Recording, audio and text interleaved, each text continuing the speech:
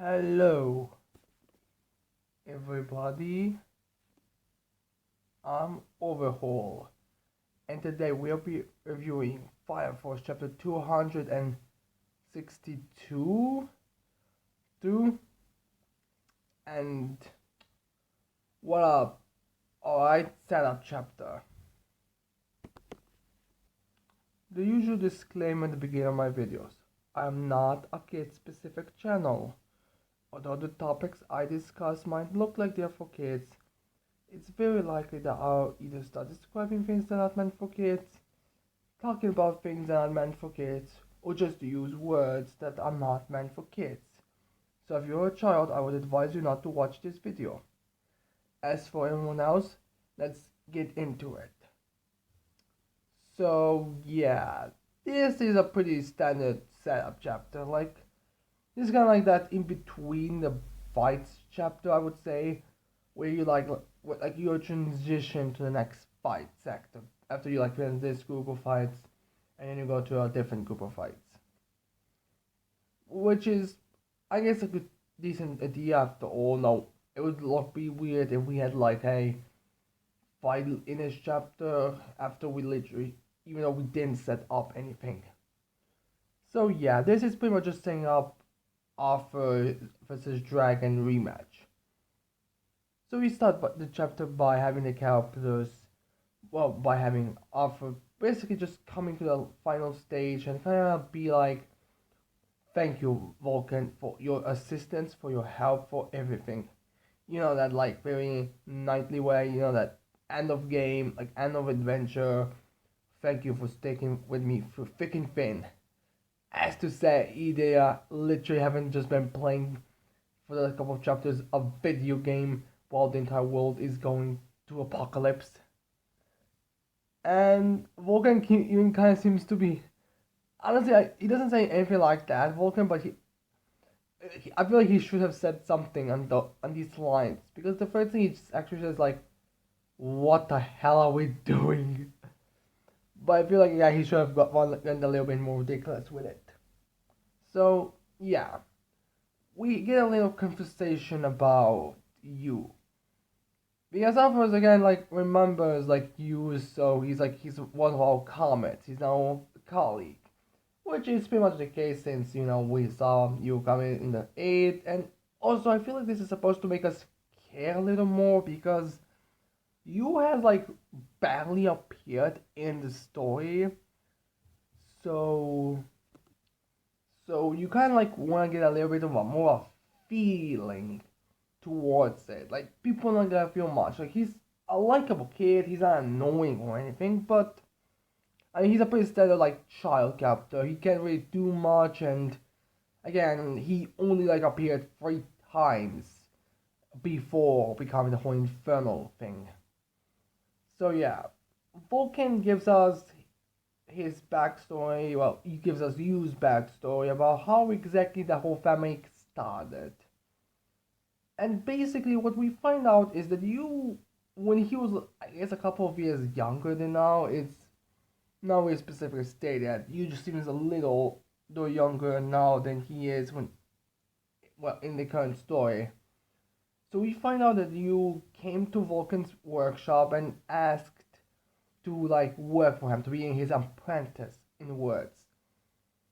Now, some you may ask why I have a Fire Force volume, a Soul Eater volume behind me, and that's because the toy that you has in this flashback is very similar to Excalibur in terms of like basic traits of it. And in this volume, Excalibur first shows up first time. I mean, I know there's a volume with Excalibur, but I thought it was a better parallel. And I think it gives us some good screenshot, especially with Lisa over here. Well, Patty. Was it Lisa and Pat? No, Liz and Patty. My apologies, I'm forgetting the names for some reason. But yeah, so he finds now it's not specifically said if you was how many if Vulcan like said no to you, or if he ever like, or if he took him in. Like it's implied that Vulcan was just like, alright, work for me. Like, it's very unclear. Again, the timeline isn't exactly clear, but basically, I believe it was it that he was helping in the workshop, and then one time after that, Walker went to town and he saw you, I guess, just kind of crossing by to see that you just was under in some like I don't know, in some alleyway, hung up with his toy next to him. And Vulcan asked around about it. I mean, I feel like anyone would, like if you saw a little kid just like sleeping in an alleyway, I feel like someone would ask. And people, from what he got from people, was that his parents were killed in a fire, and that he would have been taken by the Holy Soul Temple. Yeah, but he refused, which is surprising because I'm pretty sure that children have no say in the matter if they can go to an orphanage or not. Uh, Anime and cartoons are so weird with custody of children sometimes, in all honesty. But yeah, Vulcan sees it and he's like, alright, kid. Alright, yeah, you're gonna be working with me, so just come and be part of my family.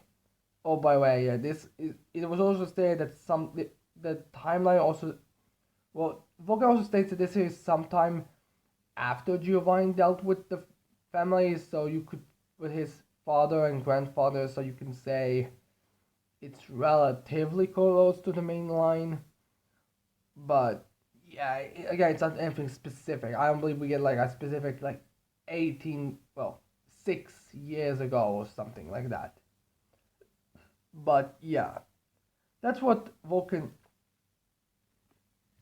says that when he saw you, that he took him in. That's how the family started, and says that he can still remember the smile, which is a very cute smile. Like Okubo really did amazing work with use expressions in this chapter where he smiles with when Vulcan says that you had a great whenever he asked him to be his apprentice, and when he said come live with me, like very cute. And I feel like again it's supposed to like give us the feeling. Honestly, I feel like the only reason why people would not like it is probably because of the fact it's obvious what the author is going with. So yeah, and while Vulcan is talking about this to Arthur, he kind of starts, well, not really start to cry, but kind of feels useless because he promised he'll protect Lisa and you. How he'll focus on, being kind of a hero, basically. Being like the main character. The one who will protect them from anything. But he feels like he failed. After all, he needed help with Obi to bring Lisa back to his side. And well, if Lisa got fixed, well, help she needed, that was again mostly on the, I guess, psychiatrist and the six. I don't. It was never actually stated what exactly managed to convince Lisa to like be fully away from the White Clad, but it was very likely the psychiatrist at the six. And when it came to you, well, he's literally infernal. I started spoilers for the next volume chapter, but needless to say, he's not in like any good state. So so Vulcan is very upset, basically. And Arthur comforts him and says that he'll deal with everything. He'll deal with you. He'll deal with Dragon. He'll deal with Shinra. He'll just fix anything. Which I do think the first two are accurate. The third one is up in the debate, and I will get into it a bit later. So, yeah. Then we cut to what the rest of the captors are doing. And once again, we have no sight of Arrow anywhere. Like, my god, is the author purposely keeping Arrow away so she'll have like a big heroic re-entrance in a Fire Force outfit or what? Because I know I mean, I know that we don't want to see Lisa as well, but come on, what is she doing right now? Seriously, like what? But yeah, anyways, we see Hinoa, Maki, Tamaki, Obi, Licht, and even Joker, the guy who's literally, there's been literally a meme about Joker's not being anywhere in sight. A couple of chapters ago on Reddit. They're all there and they are helping. Well, Hinoa, Maki, and Tamaki are helping. Hinoa and Maki are ordering everyone to go into the, you know, I believe it's called I think it's a elementary school, just a school, high school, or something. I'm not sure. And Tamaki tells them to not lose hope. That's how they'll help. And it seems like some people there are actually, oh, if we don't lose hope, then everything's gonna be good.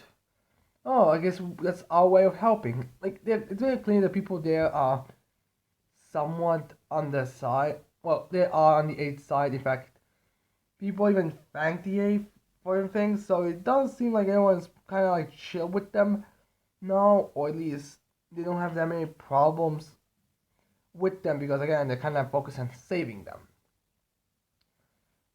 And yeah, we basically get the standard thing we got in these shots. In this part was like, yeah, people are not losing hope. People have confidence and all that, but the flames are still not going off. Which we get kind of the explanation to why, or at least the reasoning why things are going not changing. So Late has pretty much the same like mindset he had earlier, like what is fire to a bunch. The flames aren't going down because there's just too many brainless mobs, brainless bugs, and is very basically talking very like down and like, sure, this would have happened if so many of you didn't just believe the fucking holy shorts that fucking much. And Joker's a bit like, what's wrong with mobs? Do you not like or something? And again, it's very clear that like doesn't like view anyone that's it's like it's all gonna be hopeless. We also see Maki's father this chapter when he basically says like the ape said that people will not lose hope, but flames are going down. And now we cut to Sumeria and wherever the pillars are, and we see her next to I guess Iris. I don't know. It's a female, but yeah, I think it's supposed to be Iris. Now I think about it, but yeah, we basically have her dialogue, which I guess this means that Sumeria is gonna be the one that's gonna be talking, or I'll be our narrator to what's happening in the wherever the pillars are. And she basically says that it doesn't matter if a couple of weak flies despair, it's the strong that need to despair.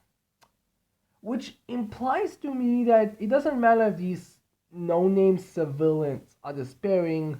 What matters if someone like Arthur, Vulcan, Lake, if those are despairing.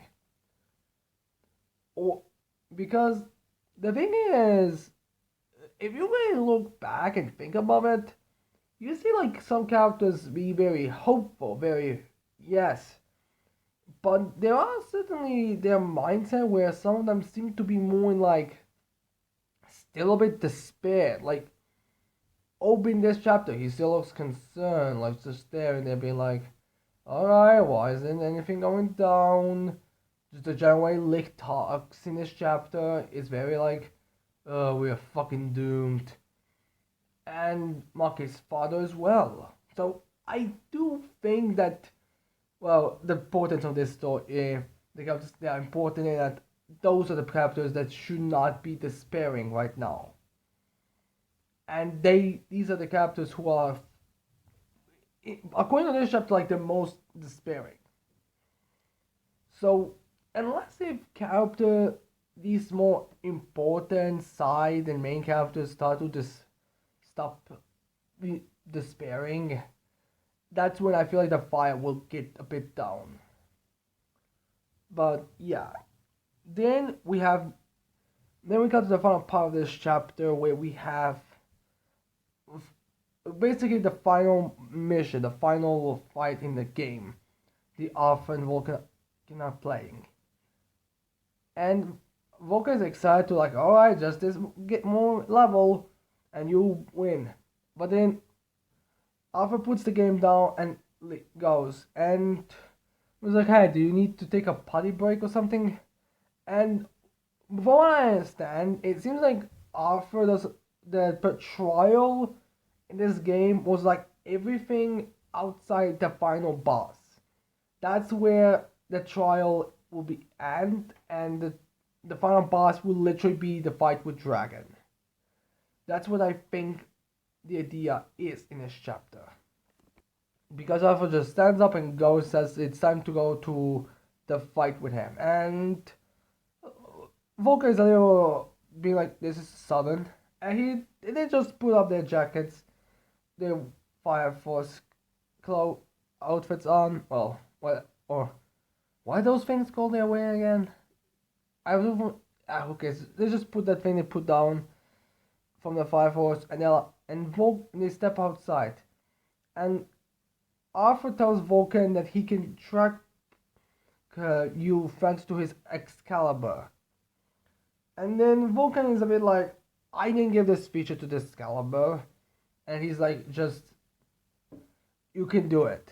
Basically, like I do, which the idea basically is supposed to be this world is becoming so much like an actual anime manga to a point that just like when you imagine like someone you're looking for a friend and you need a holy weapon or something and you'll find that friend to save. That's it what it honestly starts to feel like. And that's what's probably the idea going through. And it helps the fact that I always saw what happens in the next chapter. So yeah, that's pretty much like the idea that's going on here. So Vulcan and Alpha are gonna go to wherever Yu is and save him, and then Alpha's gonna go and fight Dragon. Spoilers for the next chapter or something anyone could have predicted. You decide. But yeah, anyways. It looks like we'll probably have their fight between Dragon and Alpha pretty soon. Because the way I view the fights that are gonna go down now is Alpha will defeat Dragon, and that will give everyone that's strong some form of hope. It's probably gonna be like a very big epic like stand-up battle where everyone's able to no matter where they are aware what's happening, even though they shouldn't even be able to see it. So that's what I think is going to happen.